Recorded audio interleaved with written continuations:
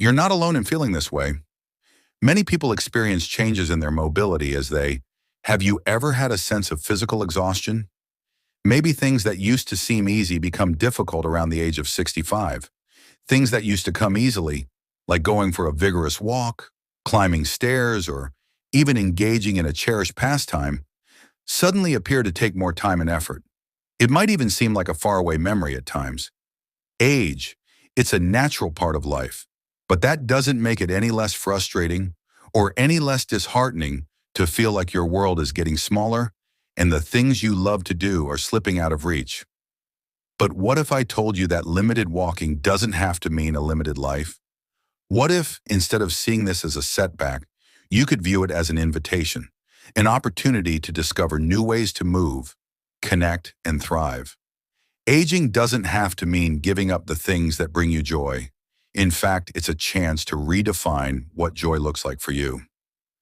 Hello and welcome to our channel. We're so happy you're here with us today. This video is dedicated to all seniors and older adults on the beautiful, sometimes challenging journey of aging, especially those who are dealing with changes in mobility. Whether it's due to arthritis, an injury, or simply the natural process of growing older, we want you to know. Aging is not about giving up. It's about adapting, discovering new passions, and continuing to live a life full of purpose, connection, and yes, joy. If you're new here, please take a moment to subscribe to our channel for more empowering, insightful content like this. We're committed to providing you with the tools, strategies, and inspiration you need to live your best life at any age. Today, we're diving into something very close to our hearts: 7 powerful strategies that can help you maintain your mobility, improve your balance, and live a fulfilling life, no matter how much walking you're able to do right now. We'll be sharing inspiring stories of people ranging from 65 to 85 years old, all of whom have faced similar challenges with mobility and have found creative, sometimes unexpected ways to not just overcome them, but to thrive.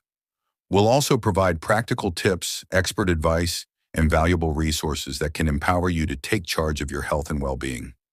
These strategies are designed to help you move forward with confidence and joy, ensuring that you stay engaged with life in ways that matter most to you. So if you've been feeling like your body's slowing down or your world is shrinking, stay with us. This video is your invitation to move, connect, and live fully, no matter the challenges. Susan, at 68, had always been known for her love of dancing. It wasn't just a hobby for her, it was a vital part of who she was. Dancing had been her way of expressing herself, a personal language she used to connect with the world, and a source of pure, unfiltered joy. But everything changed when osteoarthritis began to take its toll on her body. The pain in her knees and joints made even the simple act of walking feel like a battle. The idea of dancing seemed like an impossible dream, but Susan wasn't ready to give up just yet. One day during a routine doctor visit, the things that used to make her so happy gradually began to fade away. She sensed that the happiness that dancing used to provide her was vanishing, along with a piece of her soul. Susan started to worry that she would become totally immobilized as her mobility decreased. It was difficult not to give up. Will I ever be able to do the things I love again? She even asked herself. It felt like a devastating loss to consider never dancing again. Introduced to something she never expected, chair-based exercises. At first, she was skeptical. How could sitting in a chair and making gentle movements compare to the lively rhythm and freedom of dancing? It seemed impossible that such simple movements could reignite the passion she once felt. But feeling desperate to reclaim a part of herself, she decided to give it a try. To her surprise, chair yoga became her lifeline. It wasn't the same as dancing, but it gave her something far more important. It gave her movement again. It gave her connection. And most importantly, it gave her joy. As she practiced regularly, she began noticing improvements in her strength, flexibility, and balance. Her body started to feel lighter. And though some pain remained, it no longer felt overwhelming. The exercises didn't strain her joints, which meant she could stay active without pushing herself too far. Over time, Susan started weaving in her old dance moves into her chair exercises. It became a beautiful fusion of her past and present, a new way to express herself. The music, the rhythm, the emotion, it was all still there. But now it was taking a new shape. This wasn't just therapeutic for her body. It nourished her spirit. Perhaps the most unexpected gift of this journey was the sense of community she found in her chair yoga class. She met others facing similar challenges. They shared stories, lifted each other up, and celebrated every small victory. Susan no longer felt alone in her struggles. She found support, understanding, and joy in a new tribe of kindred spirits. Susan's story reminds us that even when life changes, we can still reclaim what matters most. Whether it's movement, self-expression, or a sense of belonging, there's always a new way to rediscover joy. David's story is another powerful example. At 75, after undergoing hip surgery, he found recovery more painful and difficult than he had anticipated. He became fearful of falling, so he avoided movement altogether. But the less he moved, the stiffer and weaker he became. His confidence eroded. He felt like his body was betraying him, and his world seemed to grow smaller. Then a suggestion from his physical therapist changed everything. Aquatic exercise. Initially, David resisted. The idea of exercising in water seemed foreign, and he was embarrassed about his limitations. But with gentle encouragement, he decided to try. What he found changed his life. The buoyancy of the water eased the strain on his joints. In the pool, motions that had been agonizing on land were smooth and natural. Gradually, he began to regain his flexibility and strength. More significantly, though, the water restored his confidence, which he believed had been lost. In the pool, David felt safe. The fear of falling vanished. He began to smile again, laugh, move freely. The anxiety that had once ruled his days began to fade, replaced by a renewed sense of self. Each session in the water wasn't just physical healing, it was emotional restoration. David rediscovered joy, and he learned that the right kind of movement could heal more than just the body. Martha, in her 80s, had a very different challenge, one rooted in pride and perception. She had always been fiercely independent and refused to use a walker. To her, it felt like a public declaration of aging, of weakness. Even though her balance was poor and she'd had several close calls, she clung to the belief that needing help meant she was losing herself. But one day a near fall shook her deeply.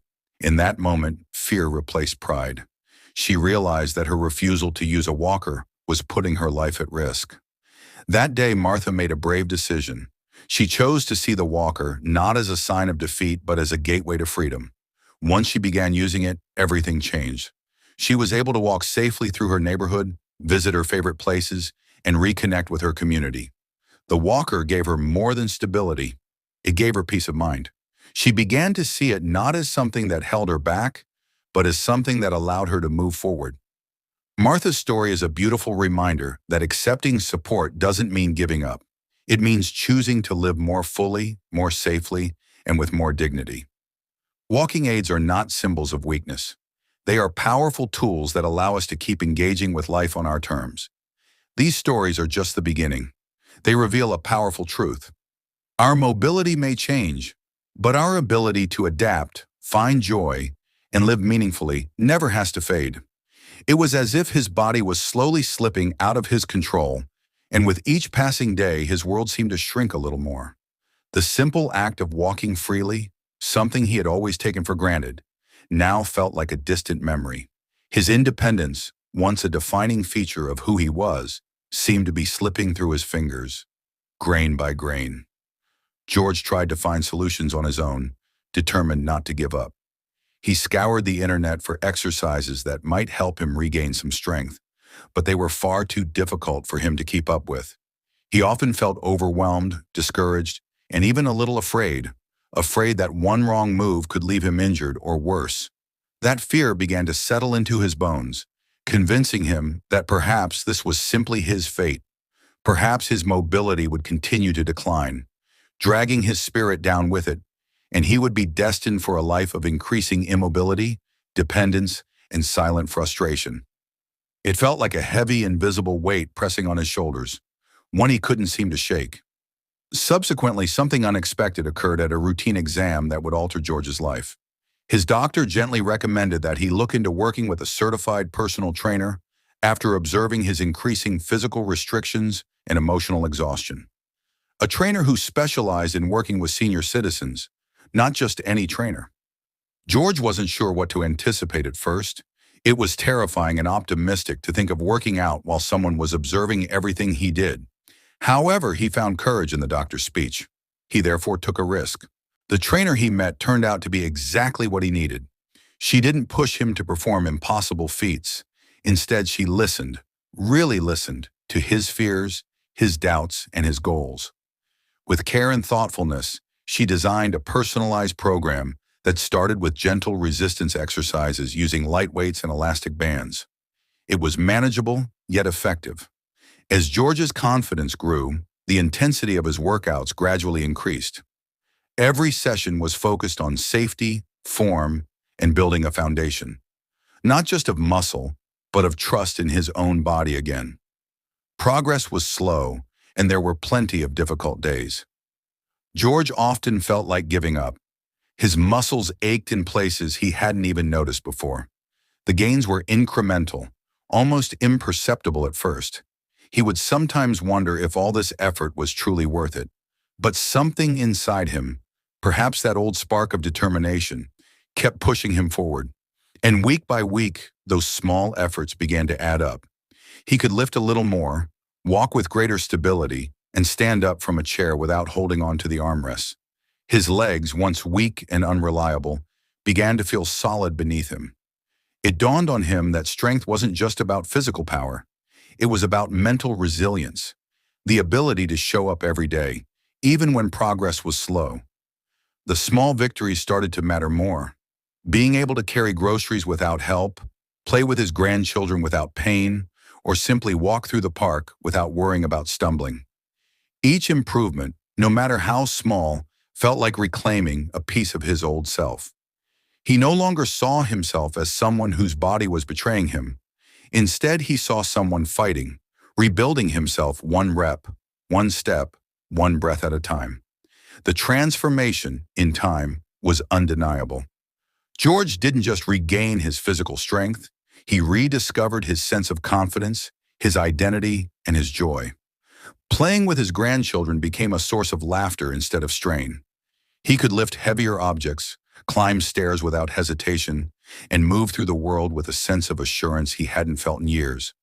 The fear that once lingered in the back of his mind, the fear that his best days were behind him, began to disappear. Instead, he felt grounded, capable, and independent. The ultimate triumph came when he joined a local hiking group, a decision he would never have imagined making a year earlier. With every step on those trails, he felt more alive, more connected to the world around him, and more grateful for the strength he had built from the inside out. George's story serves as a potent reminder that we can always take back control of our bodies and lives. Transformation is not only possible, it is waiting for you if you have the correct support, a little faith, and a consistent commitment to moving forward. Strength training is a tool for regaining independence, reviving optimism, and rediscovering the joy of movement. It's more than just a workout. Furthermore, George's tale demonstrates to us all that we can all get back up again, stronger, more stable, and with more purpose, regardless of our age.